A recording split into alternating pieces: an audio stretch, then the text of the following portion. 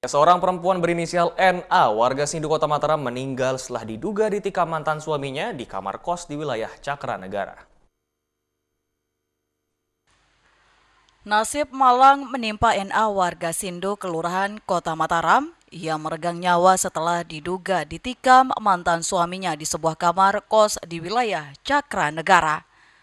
Kapolsek Sandubaya menjelaskan kejadian bermula saat korban dan terduga pelaku cekcok di kamar kos. Cekcok antara terduga pelaku dan korban kemudian diketahui pemilik kos atas nama Iko Manggiria dan melihat korban dengan terduga pelaku yang merupakan mantan suaminya cekcok sampai berteriak. Namun, saksi tidak berani melerai karena khawatir dianggap mencampuri masalah pribadi.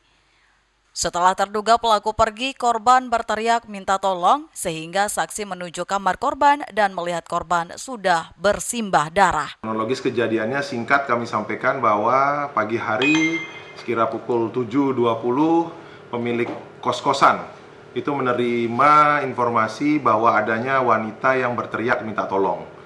Karena adanya wanita yang berteriak minta tolong sehingga didatangi oleh pemilik kos melihat wanita di salah satu kamar kosnya telah bersimbah darah untuk minta tolong.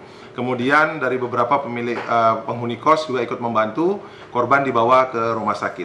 Namun sebelum kejadian tersebut, pemilik kos dan penghuni kos lainnya melihat bahwa ada seorang laki-laki yang masuk ke dalam kamar tersebut, kemudian terjadi perkelahian atau percecokan atau pertengkaran yang mengakibatkan suara cukup keras.